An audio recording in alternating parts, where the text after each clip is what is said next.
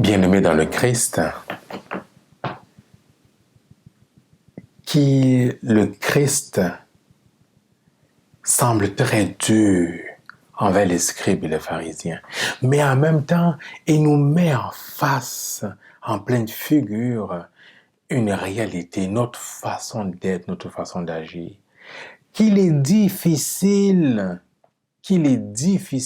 pour nous d'être au service gratuitement de nos frères et de nos sœurs, d'être au service, d'être donné.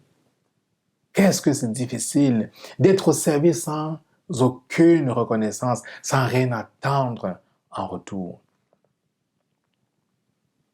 L'étymologie de service révèle que service veut dire esclavage.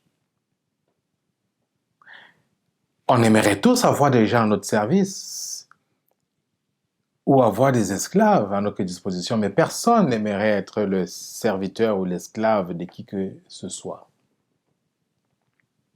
Mais le Christ ici, dans cet évangile, nous dit que le plus grand,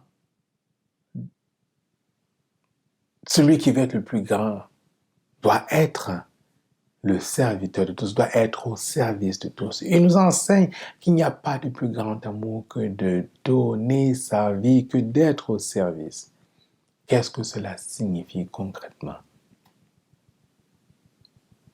Les parents sont mieux placés pour comprendre le sens du service, être donné totalement à 100%, non-stop, jour et nuit, 24 heures sur 24 pour leur enfant.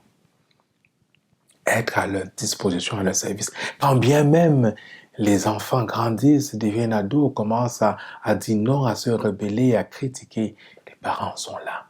Ils manifestent leur amour. Et c'est comme ça que l'Église, comme une mère aimante, tendre, agit envers chaque baptisé. Elle est là, elle est présente pour être à son service. Voilà le sens du ministère ordonné. Nous sommes ordonnés pour être au service, pour être des esclaves, comme le Christ, donnés totalement, entièrement. Mais notre baptême fait de nous des hommes et des femmes au service de l'Évangile, au service de l'annonce de l'Évangile.